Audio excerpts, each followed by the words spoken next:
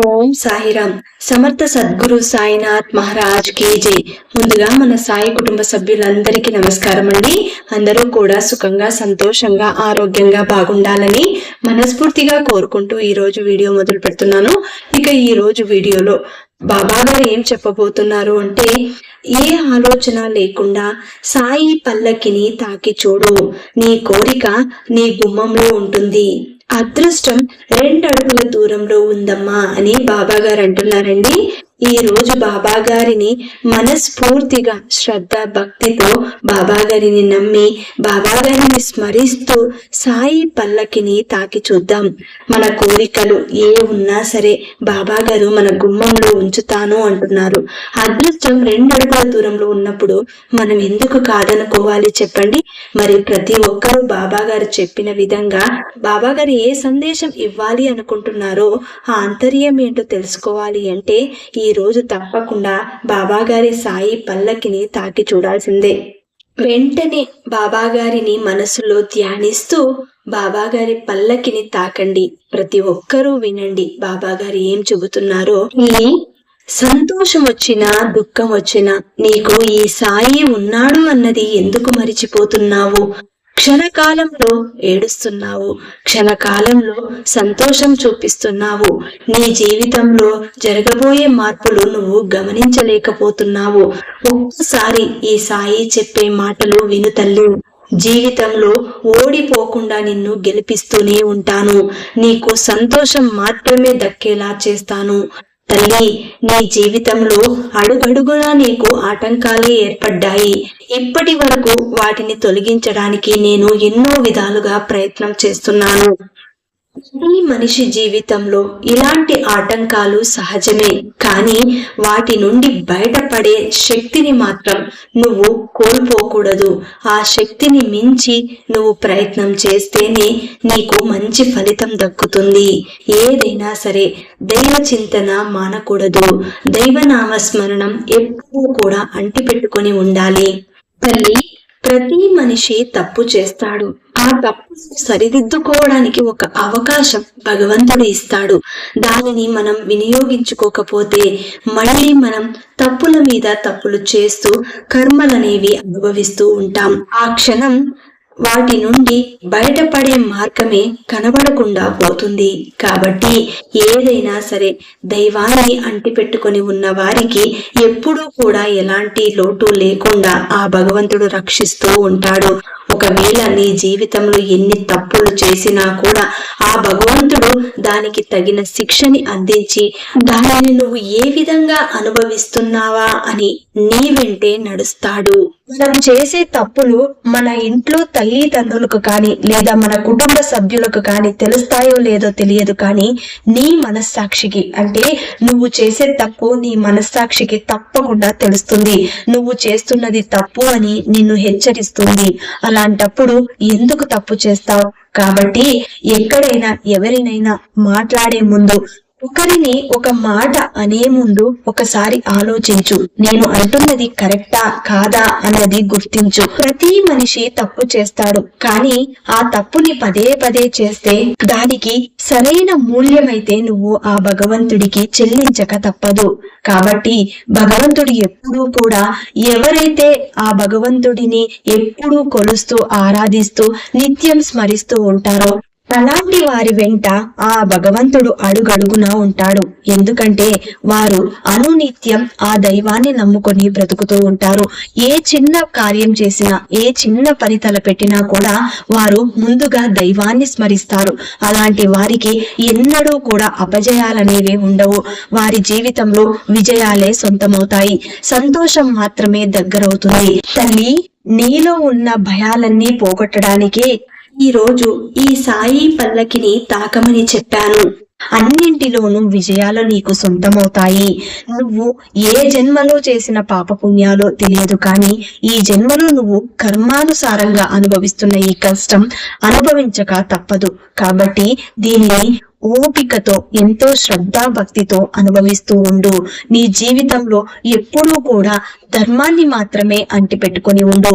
ధర్మమే ఎప్పుడూ కూడా గెలుస్తుంది. ధర్మాన్ని గెలిపించిన వాడు దైవాన్ని చేరుకోక తప్పదు. దైవ అనుగ్రహంతోనే ధర్మం అనేది నడుస్తుంది. కాబట్టి నువ్వు ఏ తప్పు చేసినా కూడా నీ ఇష్ట దైవంతో చిన్న క్షమాపణ చెప్పుకుంటే చాలు. ఇంతవరకు నువ్వు చేసిన తప్పులన్నీ కూడా కరిగిపోయేలా నేను చేస్తాను. నువ్వు నా బిడ్డవి, నన్నే నమ్ముకున్నావు. నన్ను చూడనిదే నీకు రోజు గడవదు. ఎప్పుడూ కూడా సాయి నామాన్ని పలుకుతూ ఉంటావు. సాయి ధ్యాసలోనే ఉంటావు. నన్నే స్మరిస్తూ నా నామం పలుకుతూ ఈ పనిని నువ్వు శ్రద్ధగా చేసుకుంటున్నావు. అయినా సరే బాబా, నా కష్టాలైతే ఇంతవరకు తీరటం లేదు.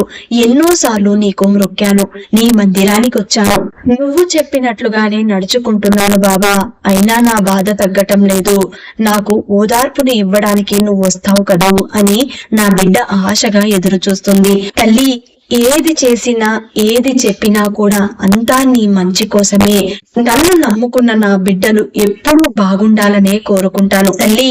ఒకవేళ పనిలో పడి నువ్వు మరిచినా కూడా నేను మరవను. ఎందుకంటే నువ్వు పని మీద ఎక్కువ శ్రద్ధ చూపిస్తున్నావు. ఆ సమయంలో నీకు కనబడి నేను ఇబ్బంది పెట్టను. నీకు కావలసింది సంతోషం. ఈ బాబాకు కావలసింది కూడా అదే. నేను ఎవరి నుండినైనా 1 రూపాయి దక్షిణ తీసుకుంటే దానికి 10 రెట్లు తిరిగి ఇవ్వవలసి ఉంటుంది. నేనెప్పుడు ఏది ఊరికే తీసుకోనలి. నువ్వు పెట్టే నైవేద్యం వల్ల నీకు తెలియకుండానే కొన్ని జీవుల కడుపు నింపుతున్నావు. అది నీకు ఎంతో ఆనందాన్ని తీసుకొస్తుంది. ఎందుకంటే నీకు తెలియకుండానే కొన్ని జీవుల ఆకలిని తీరుస్తున్నావు. అది నేను ఎంతో సంతోషిస్తున్నాను. జ్ఞాన మార్గం రామఫలం లాంటిది. భక్తి మార్గం స్వల్ప సాధనతో కూడుకొని మధుర రసంతో ఉన్న సీతాఫలం సేవించడం లాంటిది. అని కించంతైనా నీ బాధ నుండి నువ్వు దిగులు పడనక్కర్లేదు. ఎల్లప్పుడూ ఆనంద భరితురాలై ఉండు. మరణం వరకు ఏ చింత పెట్టుకోవద్దు. ప్రపంచం చాలా చెడ్డది. మనుషులు ఇంతకు ముందు ఉన్నట్లుగా ఎవ్వరూ లేరు. పూర్వం పవిత్రంగా విశ్వసనీయంగా ఉండేవారు. ఇప్పుడు వారు అవిశ్వాసులుగా చెడు ఆలోచనలకు బద్దులై ఉన్నారు. ఇతరులు అన్నవేవి కూడా మనసులో పెట్టుకోవద్దు, పట్టించుకోవద్దు. నీ అనుభవాన్నే అంటి పెట్టుకుని ఉండు. ఇప్పుడైనా నీ మనసులోని ఆలోచన తరంగాలు శాంతింప చేసుకో. విశ్వాసంతో సహనం కలిగి ఉండే వారిని ఆ శ్రీమన్నారాయణుడు తప్పకుండా రక్షిస్తాడు. రేపు ఒకనాటికి చావబోయేవారు కూడా ఇతరులను చంపడానికి పన్నాగాలు చేస్తూ ఉంటారు. వారు నాకెంతో బాధను కలిగిస్తారు. తల్లి, ఒక్క విషయం గుర్తుపెట్టుకో. ఇది నీ మనసులో నాటుకుపోవాలి. పంది మలాన్ని ఎంత ప్రీతిగా తింటుందో చూసావా? సాటి వారి గురించి అపవాదులు కల్పించడం కూడా అలాంటిదే. అది మాత్రం గుర్తుపెట్టుకో. ఎందుకంటే అలా చేస్తే మనం కష్టపడి సంపాదించుకున్న పుణ్యమంతా వారికి, వారి పాపం మనకు చెందుతుంది. తల్లి, ఈ గురువు కోసం ఒక్కటి ఇచ్చి చూడు, నీకు 100 తిరిగి ఇస్తాడు. ఇది ఎప్పుడు నువ్వు మనసులో పెట్టుకోవాలి. బుద్ధి పుట్టినప్పుడు మాత్రమే సేవ చేయడం కాదు, తన శరీరం గురు సేవ కోసమే ఉన్నదని, దానిపై తనకెట్టి అధికారము లేదని తలచి చేసేదే నిజమైన సేవ. అలాంటి వారే నిజమైన శిష్యులు. ఆత్మ జ్ఞానానికి నిరంతరం ధ్యానం ఎంత అవసరమో, ధ్యానం వలన మనసు స్థిరమవుతుంది. సర్వగతుడైన ఈశ్వరుని యందు మనసు నిలపడమే పరమార్థం. ఇది కుదరకపోతే నా ఆకృతిని అహర్నిశలు నీ మనసులో నిలుపుకో. నీ మనస్సు ఆ ఒక్క రూపాన్నే పొందుతుంది. ధ్యానించు. అప్పుడు నువ్వు కోరింది నీకు దక్కుతుంది. ఇతరులను మనస్సులో కూడా ద్వేషించకూడదు. హత్య, శత్రుత్వం, రుణం వీటి ఫలితం అనుభవించక తప్పదు. నిన్ను దయతో 7 సముద్రాలు దాటిస్తాను. నువ్వేమీ దుఃఖించవద్దు. తల్లి, నా మాటలు ఎవ్వరైతే గుర్తుంచుకుంటారో వారు ఎనలేని సుఖాన్ని పొందుతారు. నువ్వు గర్వము, అహంకారము లేశమైనా లేకుండా నీ హృదయంలో నన్నెప్పుడూ కూడా శరణు వేడు.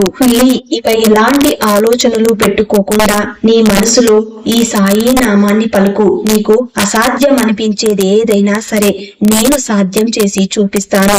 నేను దాన్ని పూర్తి చేస్తాను. ఈ రోజు నా మీద నమ్మకంతో పల్లకిని తాకావు. పల్లకిని తాకిన వారందరికీ కూడా నేనందించిన ఈ సందేశం ఎంతో ఉన్నతమైనది. నువ్వు తాకిన ఈ పల్లకిని చూస్తూ ఉండు తల్లి, నీకు నీ సాయినాథుడే కనిపిస్తాడు. నువ్వు ఎటువంటి ఆందోళన చెందకుండా నీకు సంతోషాన్నిచ్చే పనిని చేస్తూ ఉండు. దైవం నీ పట్ల ఎంతో దయగా ఉంటుంది. ఎప్పుడూ కూడా నాకు నా గురువు ఏ విధంగా సహాయపడతాడో నీకు కూడా నీ గురువు ఆ విధంగానే సహాయపడతాడు. భగవంతునికి తన కర్తవ్యం బాగా తెలుసు. ఆయన పనులలో మనం కల్పించుకోకూడదు. ఏ సమయానికి నీకు ఏమివ్వాలో ఆయన ముందే నిర్ణయించి పెట్టాడు. దానిని ఎవ్వరూ కూడా మార్చలేరు. ఇప్పుడు నువ్వు ఎంత పాకులాడినా కూడా జరిగేది జరగకపోవదు. నీ మనస్సాక్షిగా హృదయపూర్వకంగా నీ గురువును ఆరాధించు, ప్రేమించు, ఆయన శరణాగతి వేడుకో, భక్తితో వారి పాదములను మ్రొక్కు. ఇట్లు చేసినచో సూర్యుని ముందు చీకటి లేనట్లు నువ్వు కూడా దాటలేని భవసాగరము లేదు. తల్లి, జాతకాలు నమ్మవద్దు. నా భక్తులపై నేను చూపుతున్న ప్రేమ తల్లి తన బిడ్డపై ఏ విధంగా చూపిస్తుందో ఆ విధంగా ఉంటుంది. నా భక్తుల మీద నా అనుగ్రహం తప్ప ఏ గ్రహాల ప్రభావము కూడా ఉండనివ్వను. ఏ విధంగా గోదావరి నది తనను చేరిన జలాలను సముద్రానికి చేరుస్తుందో అలాగే నేను మీ నమస్కారాలను నా గురువుకు అందేలాగా చేరుస్తాను. నేను నీలోనే ఉంటాను. భయం వద్దు, నిన్ను రక్షించడానికే ఈ రోజు సాయి పల్లకిని తాకమని చెప్పాను. ఈ రోజు నువ్వు చేసిన తప్పులన్నింటినీ క్షమించడానికి ఒకే ఒక్క మార్గం చెప్తాను. దానిని నువ్వు అనుసరించినట్లయితే తప్పకుండా నీలో ఆత్మస్థైర్యం అనేది బలపడుతుంది. నిన్నెంతగా నిందించినా కూడా నువ్వు కఠినంగా జవాబు ఇవ్వవద్దు.